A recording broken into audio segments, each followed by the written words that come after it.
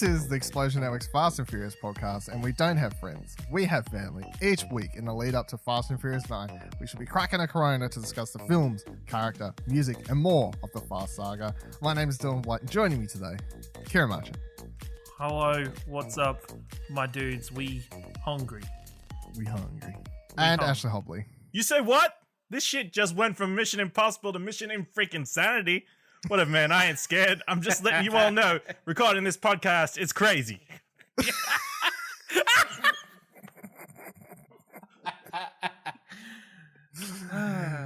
Shit out here is vehicular war. Oh, it's the next movie.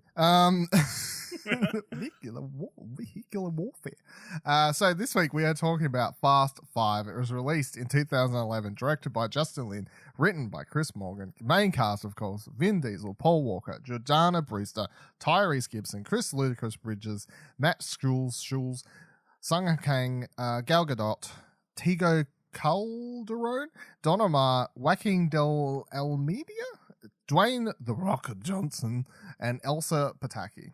The synopsis for the film is Dominic Toretto and his crew of street racers plan a... Wait, I've skipped to the... That's the wrong one, is that right? No, it is right. Okay, it's fine. It's fine. I got scared. I was so scared because it was the wrong one before. I'm like, is this right? It's fine. I'll just put it in. Edits happen. Everyone's fine. Elsa Pataky. The synopsis for this film is Dominic Toretto and his crew of street racers plan a massive heist to buy their freedom while in the sights of a powerful Brazilian drug lord and a dangerous federal agent. All right, listen up. The men we're after are professional runners. We find them, we take them as a team, and we bring them back.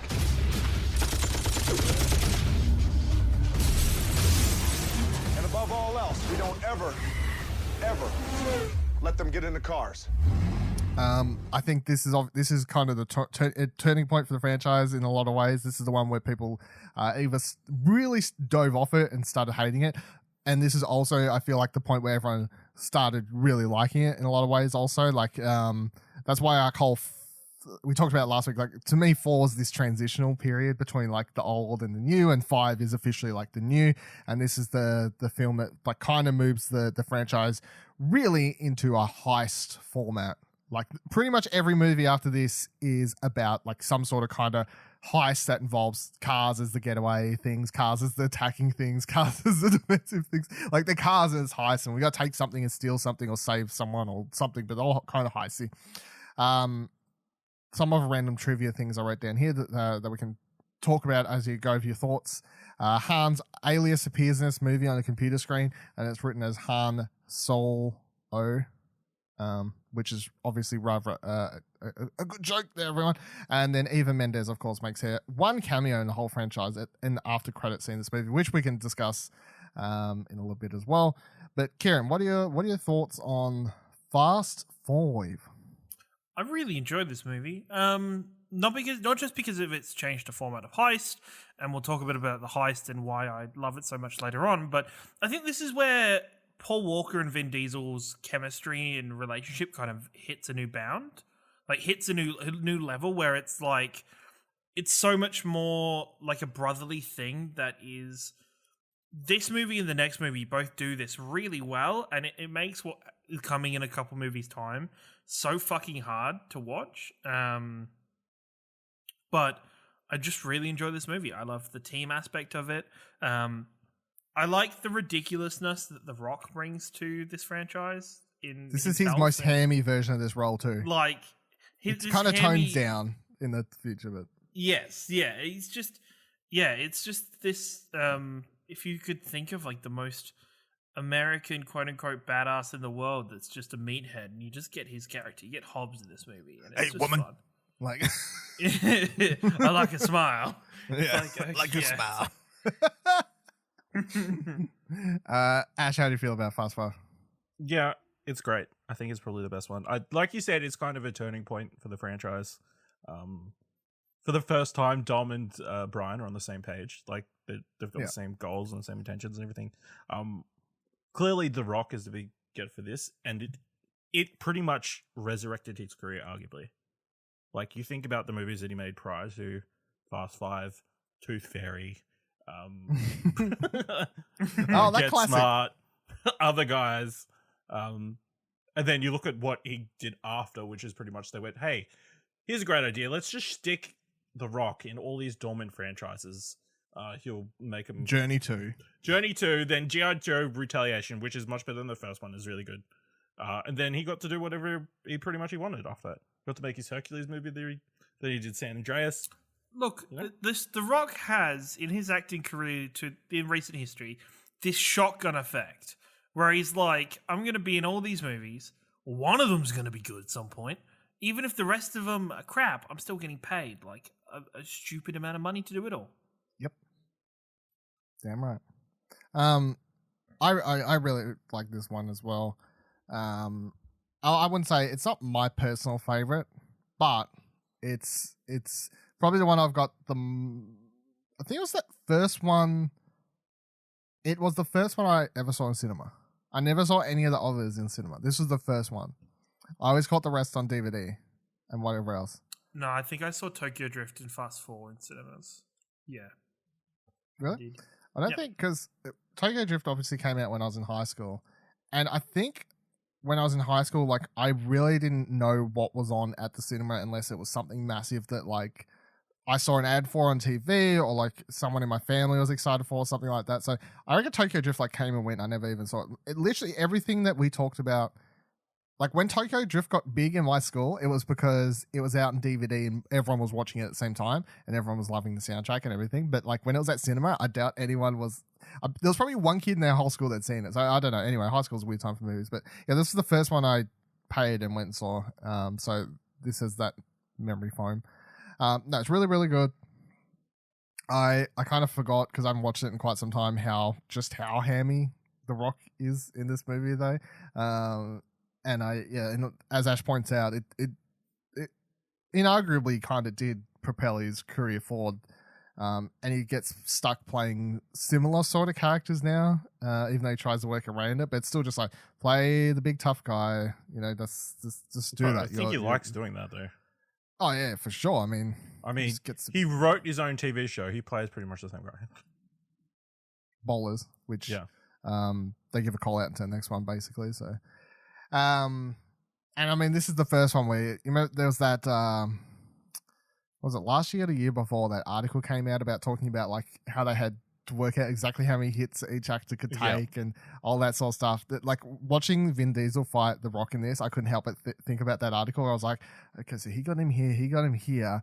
Vin Diesel got this punch off here, but then The Rock, like I could literally just track the, like, bang, bang, bang. Oh, you slam me through a chair, I slam you through the wall. You slam me through the wall, I slam you onto the table. Punch, punch, punch. Like, there's just so much trade. Like, this, because this is the first film where we get, like, a big proper, like, star v star fight. No other movie has up until this one obviously has that, and then every movie forward from this one has a more fist fight stuff, which the films have had fist fight action, but not like proper, like, action star level. These are both known actors. Bigger name antagonists. Yes, this is where the film starts doing that. Not like, oh, some random person you've never heard of. They're the bad guy, whatever. Like, they'll sit in the background, blah blah blah. No. This film sets the standard of, it's got to be a known actor. It's got to be someone that can fight.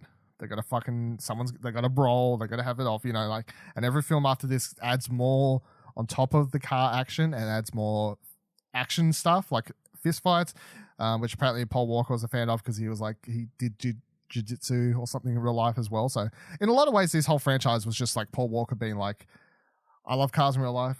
Jiu-jitsu in real life. Like, what else can we get? Like, just do this whole thing. No wonder he liked doing the damn movies. There's just more shit to do. No, but yeah, it's really good. Let's talk about, not to obviously skip too far ahead, but I do want to cover the cameo now before we get too distracted by other things potentially. So skipping right to the end of the movie, comes up, Eva Mendes appears, chucks Hobbs down, photo of Letty, obviously. Because this is the first film that does a stinger. Yep. This is and next one does it, and the next one does it. This is where they start being like, hey, Marvel's gone to something. Yeah. Like, let's let's start doing these after credit scenes. So yeah, like, is it funny to watch now? Like, obviously with older Marvel movies, because even when this came out, it was only a couple of years after Iron Man. Really, you know, like 2008. This is 2011. So this came out at when these kind of cutscenes, when these kind of extras kind of were at their peak or starting to get towards. I their think peak. they were only just starting. It's 2011. You know, like nah, because they've been going since the Iron Man in 2008. And so 2011 is close to Avengers coming out, which is 2012 was when the first Avengers movie came out. Yeah. So by this point, there's been at least 2 Iron Man movies, a Thor movie, and Captain America is somewhere around this time. Yeah. So Marvel has pretty handedly started doing these after credits scenes. Yeah, 100%. But I would still say Fast Five was quick to jump on the. It was very It was very quick to read the trend and get on board with it. Correct. Yeah, quite funny. All right, so family. Talk about Hobbs. Hobbs is introduced in this film, obviously, and although he's an antagonist of this film, he then ends up being a member of the family as we go forward. And of course, he gets a spin-off, in case you didn't know somehow. We will not be discussing that movie on this podcast because it's not really relevant to anything. It's not mainline, and I don't know, maybe he's not part of the family anymore. I don't know. I'll have to ask Tyrese and Vin Diesel. I think he'd be a bit biased. He might be a bit biased.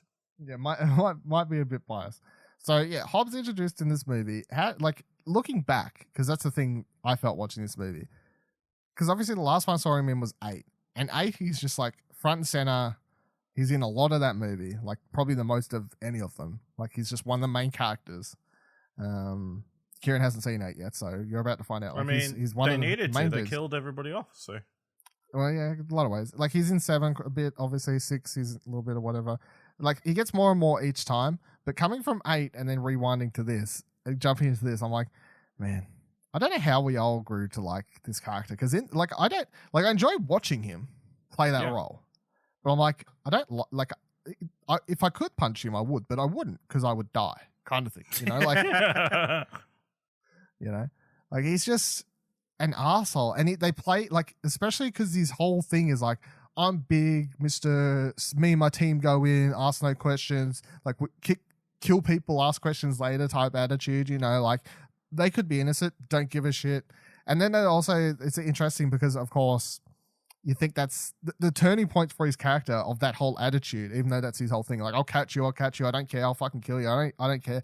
But then once his whole team dies, then all of a sudden you get this switch to, all right, I'll do the job because I want revenge for my team. Which, watching it, it's very whiplashy, but I'm like, I can kind of buy it, I guess. I think it's not just the fact that his team died, but it's his team died, and these people that he's seen as criminal and the worst of the worst are the ones that actually save him, and they risk their lives to save him.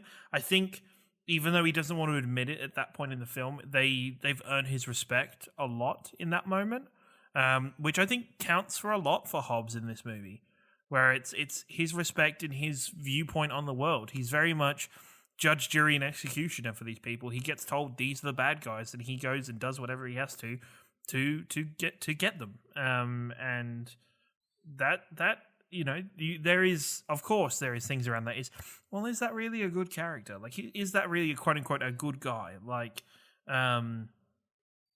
but yeah, he still has his code and what he runs by, and so it's a nice way to bring him into the fold of the family. Whatever you do, don't let them get into their cars.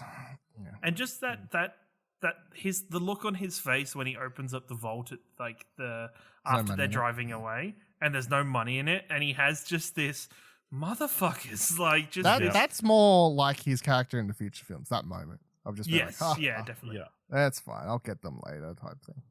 All right, so let's go over. I want to go over like how everyone kind of comes back and returns for this one, obviously, like because this is the film where it's like let's like start tying, you know, everyone back. Let's build a team. Let's build a team and like let's connect all the movies, because up until this point it's very much like there's 1, there's 2, there's 3, 4 brought back the cast from 1, and now this one's like, okay, we're combining everything finally. Let's go for gold here. So you obviously get Roman and Ted come back. Roman is, as we've talked about, from the get-go he's shown in this, like, it's obviously Roman. Like, you can tell it's Roman because from straight away, smart ass, smart talking, whatever else.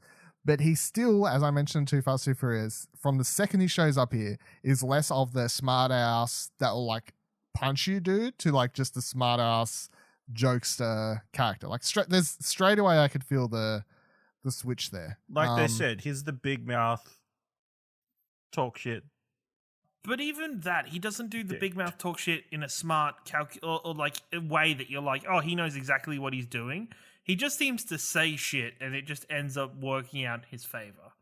Yeah, which y'all is crazy. weird. I ain't doing this shit. It's weird when they've got Han on the team that kind of does the same thing in many ways, and it's probably a better driver. And yeah, better. The scene of like, we need this person. I'm like, y'all don't need this many people. Like, it's just you're making up reason. We'll need a chameleon, someone who can fit in. We'll need a fast talker. We'll need It's kind of made a bit more apparent in the next movie when two of the team just don't come back. Like it's like yeah, it's just like, oh, okay, you've realized you didn't need those two characters. Okay. They weren't necessary, yeah. But it's like this one, they were like, we want to use everyone. So then obviously Tej, I know we kind of talked about this Too Fast, Too Furious as well, but I feel I can tell it's the same character, but it's obviously like, well, this is like years later. You know, like it's similar, but like more evolved. I don't feel like it's a different character though. Yeah, the only thing I have with Tej is his dream is to open a garage. Yeah, and he already had a garage in Fast and Furious. Yeah, and not just a garage, but like a whole like empire of just like his hand. And the one that he has at the end of the film doesn't look nearly as cool as the one he had in Too Fast, Too Furious. My fan fiction is that he lost it or something to like just fill in the loopholes. I guess because they're on the run. You can't have like one. The thing, and I don't know if this is ever maybe developed on more in number 8 as the one I haven't seen. His backstory, I highly doubt it. I 100% agree. His backstory just irks me because, you know, when he's doing stuff, they're like, "How do you know this?" He's like, "Oh, well, I did a lot of stuff before you met me in the garage," and it's like, yeah, but what? Spin off. It's fine. I don't care. Like, how does this make this? Like, this was never mentioned in Too Fast, Too Furious, so there wasn't even an inkling of it. Like, I don't mind the whole thing of like Tej being like computer smart and all that sort of stuff. That's what I'm saying. Like, when I was watching Too Fast, Too Furious and like watching it through that lens of knowing where his character ends up, there's no point in that movie where I'm like, they never not say it, but they never do say it. You know what I mean? Like, it's just so like you could fit it in and be like, yeah, on the side he's like playing with computers and stuff. You just don't see it. Like, because we see him like racing, we see that he's smart to like plan the races and like he got that bridge to go up. Yeah, like I mean, there's no point where it's ever like the dude's made out to be dumb. There's nothing in that movie to say he can't not be fucking with computers on the side and whatever else. It's just a big jump. Like, it's just like it is like that's off the the only bridge. thing. Like, yeah, well, yeah, of course. Thanks. Yeah, fucking hell. It's just a big jump to go from, okay, he's kind of smart and kind of street savvy and stuff, to being able to like hack into systems and like know the inner workings of mechanical systems of safes and all that kind of shit. It's like, yeah, oh, okay. they needed one character to do it, and like, well, we won't stereotype. We'll have the black guy do it, not the Asian guy. It's fine. Really, Fast and Furious is rather a one of the most diverse franchises, not playing into stereotypes. Like, when you think about progressive. Yeah, speaking of progressive, and I will say, I mean, there's no gay characters, but other than that, I mean, yet true, yet go for 9. I will say that I will say thanks to this movie and thanks to this podcast, even I am more appreciative of Han. Every time I see Han eating something or eating his bag of chips, it just gives me this warm feeling of just like, God, you've come so far and you've moved all the way from Better Luck Tomorrow. And don't you wish you hadn't watched the trailer until you finished the series? Yeah, I know, right? Like, it would have, it definitely would have changed things, but it's very fun. So someone else who shows up in this movie obviously is the return of Vince. which I always thought was cool. Like I really enjoy how they bring him back. Like if does bring back one character like from that movie to have fit this role, I think obviously Vince makes the most sense because like you get the drama between him and Brian, and it makes it more fun than if it was someone else who actually was like I never had many problems with Brian in the first movie kind of thing, you know. So the other character that was left, his name I can't remember, but because he's forgettable. Yeah. It was forgettable. I mean, Vince. I wouldn't remember Vince's name if he was only in the first one either. Like it's because he's in at least 2, so it kind of works out. And like he doesn't do massive things in the movie. Well, but he makes more of an impact than the other guy does. That's true. And the thing is, I really like how, and this shows that the writers for these movies actually have some kind of forethought for character development, where you get to this movie and it isn't like Brian and Vince are instantly cool with each other. Like, it isn't like Vince is like, oh, thanks for calling in the, blah, blah, blah, blah, and saving my life and whatever. It's like there instantly is, there's a bit more, I guess. Yeah, I'm on the run. Is the word. I had to leave my home I'm on the run. Of you. Like. Yeah, like there's still, and the moment something happens, those two are just back at each other, like instantly. Watch your back. Yeah, exactly. Exactly, you fucking idiot. And also, really, whoever does costume design or makeup and stuff, I like the touch of him still having scars on his one arm. Yeah, he's got the scars where the wire was on his arm. Yeah, I've always said like that, and I mean this is just running all of these movies. As I think I said in the first time, the reason I like these movies is for the characters, not for the action. Action's fun, but the reason I like these movies is for the characters. And I think when it comes to the main characters, they've always been pretty good about actually telling, like, keeping the roller coaster of those characters rides that make sense. Like having Tej go from non-computers to computers, it's like whatever, he's a side character. But when it comes to like Brian and Dom and whoever else, they're like, gotta keep shit up, gotta keep shit going. How do we feel about Han and Giselle's relationship kicking off in this movie? Great. This is the starting factor. Fantastic. Does it work? Does it make sense? Is it they fun just to have watch? Great chemistry, you know? I enjoy that they kind of leave behind that Giselle was a possible love interest for Dom in the last movie. Like they kind of they step away from that pretty quickly in this one. So it's like, cool, we're moving on. And then their relationship is very interesting to watch grow and for them to interact with each other. I think they both have great chemistry together. And yeah, they're really fun to watch. He's like the only guy that's not all over her. And then I love that one scene where she does the drift trial thing and like she goes around the whole thing. And she's like, it says it just like takes one bite or something. It's like, I think I'm in love.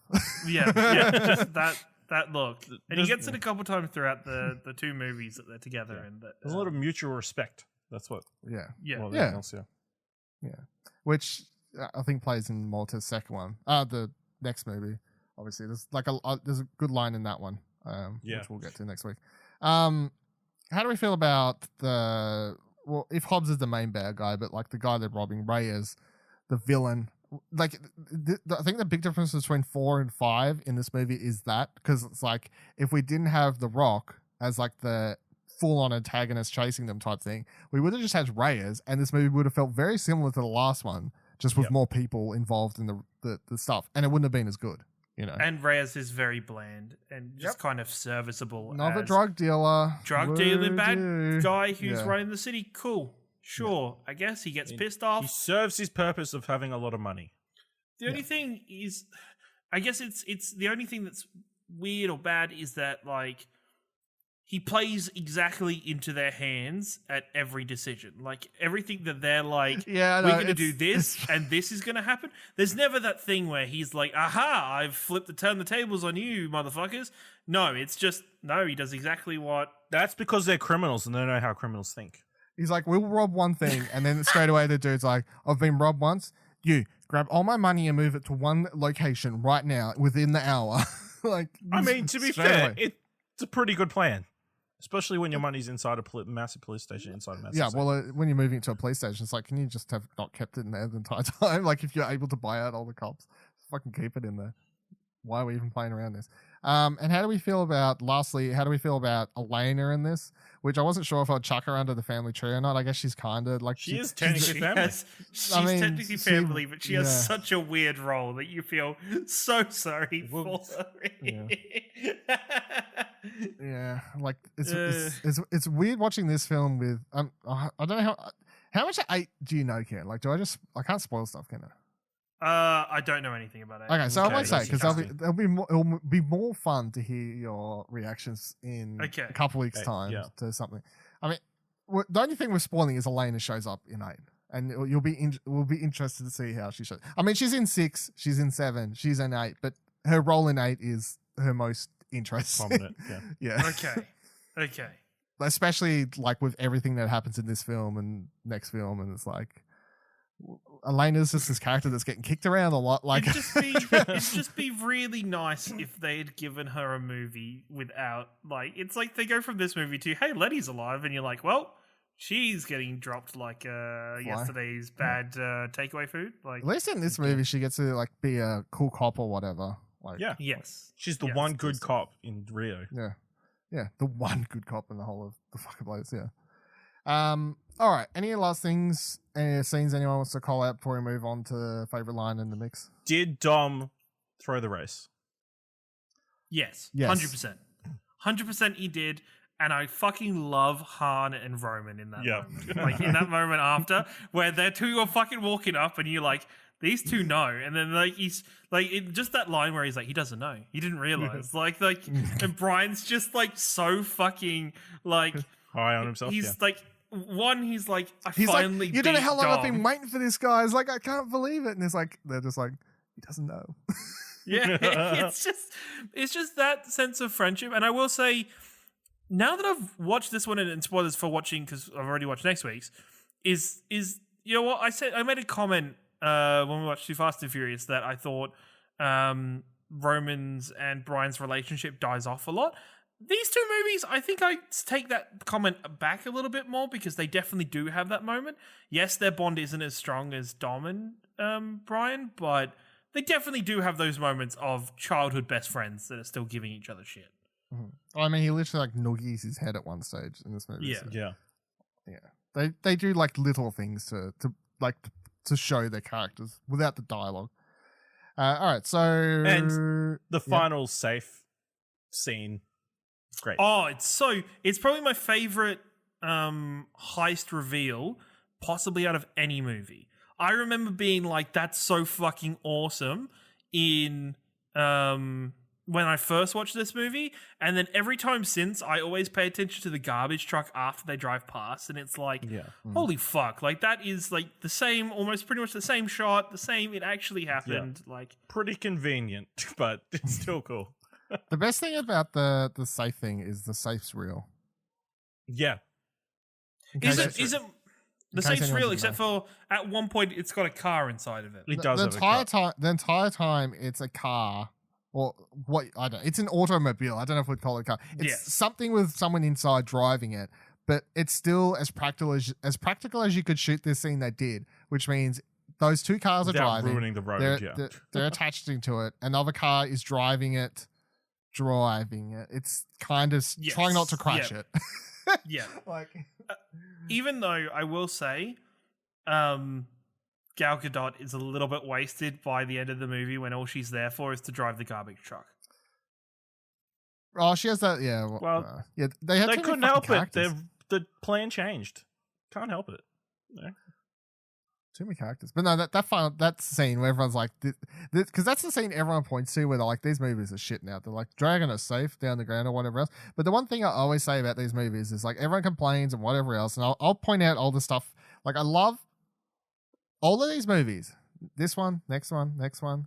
Like all the big stunts, as much as they could practically do, they've shot them all practical. Like all these movies that everyone complains, everyone treats these like these big Michael Bay CGI fuckfests. When I'm like, they're not though. Like they are obviously they have CGI, but like most of the stunts, the car stunts in these movies are usually done practically, and they have some really cool car stunts in them. Even I think I remember watching the behind the scenes bit of the section where the safe rolls through that building and fucking go, and it's like it actually did that. Like they actually did that shit. Like that's not like some CGI fest. It is fucking destroying the shit out of that building.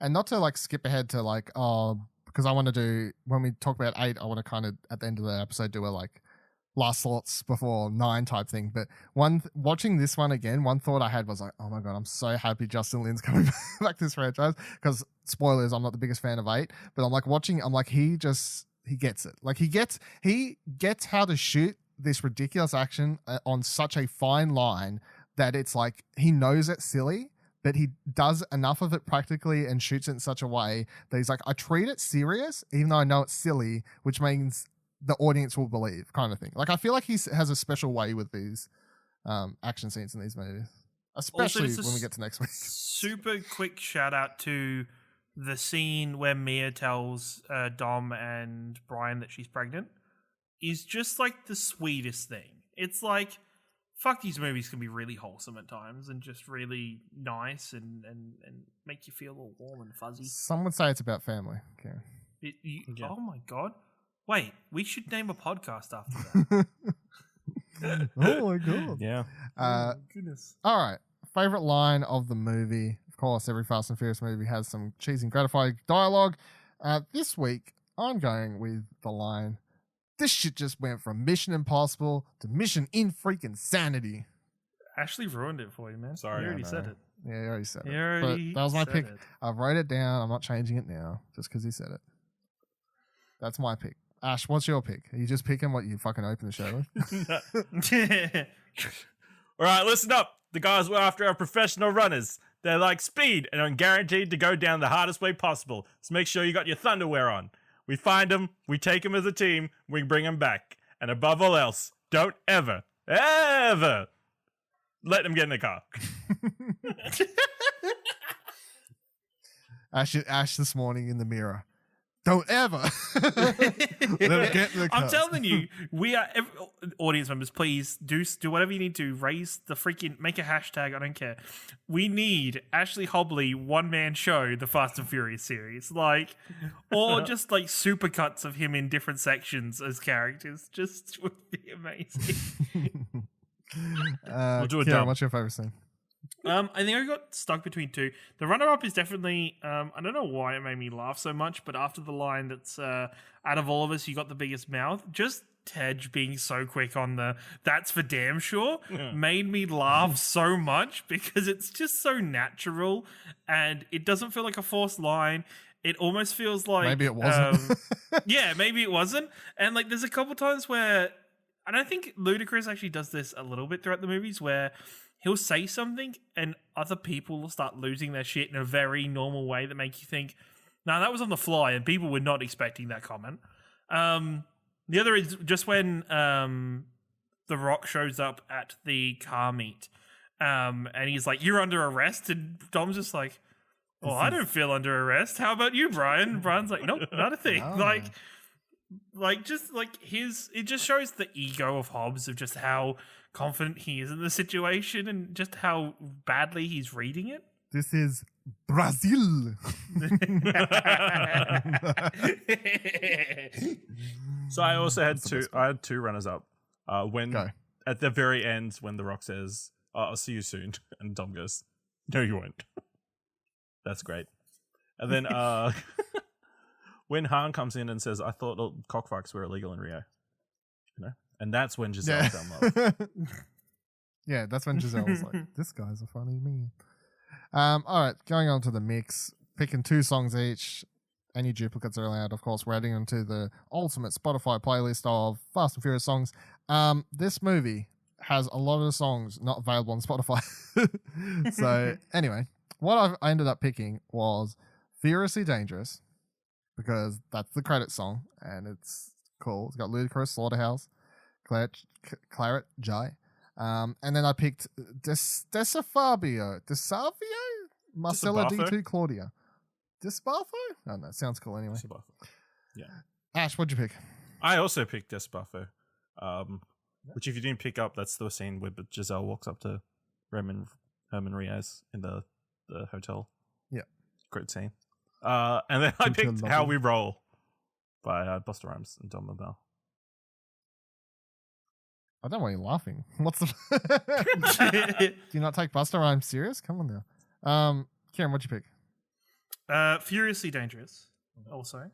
And Danza Kuduro, which is like the song that kind of like in like towards the end of the movie where it's always the happy ending and it's showing everybody and like going off and stuff. And it's just like there's something like just even listening to it, I was listening before the show, just makes you feel really like just fucking good. Like just makes you feel nice that the movie's coming to an end. Everything's a happy ending. We're in a great spot in the Fast and Furious life. Like it's a good song. Time for an alley rally. Everyone stay sharp. This is gonna be a piece of cake.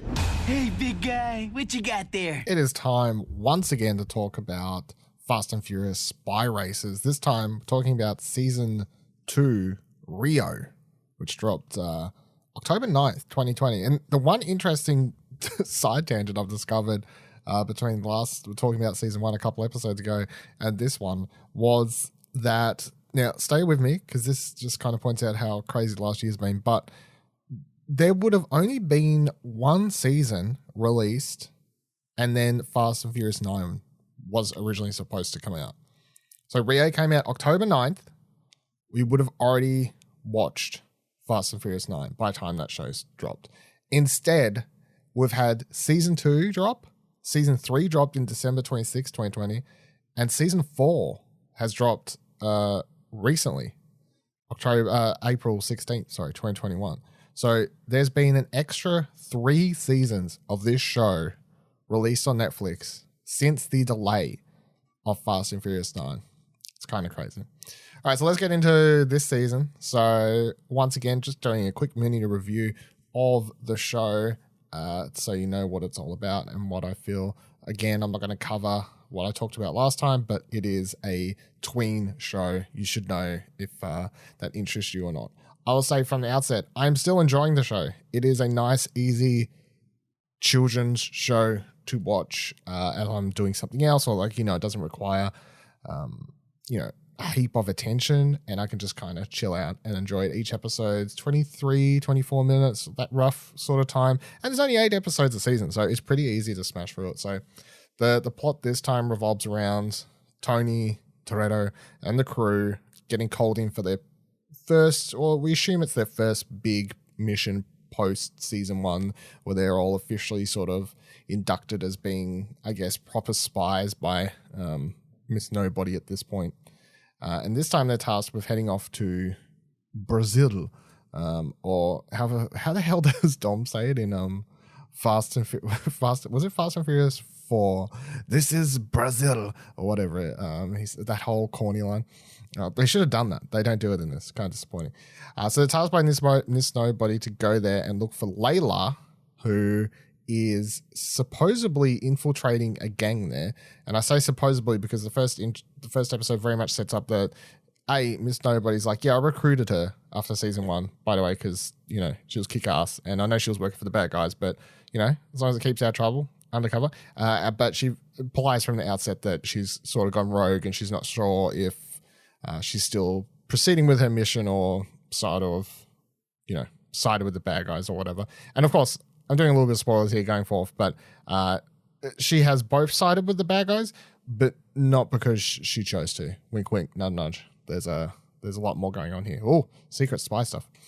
So overall, this season, it focuses a lot more on weird spy stuff more so than racing. There is racing in this, but it's nowhere near as prominent as the first season. And I guess in that way, this shows the same as the Fast and Furious movies because that's exactly what happens in those. So it's not really that big of a disconnect. The one thing I will say that is quite a disconnect is that this season definitely feels a lot more separate to the larger Fast and Furious universe than the first season was. And I'm not sure if that's all come down to Dom being in 2 episodes or having those brief appearances in 2 episodes in season 1, and this one he's not in it at all. And there's no like, look, this is definitely a show where I would appreciate a random thrown in, even like a C tier character from the Fast and Furious universe, just to keep that connection and keep fans like myself who aren't tweens, teens,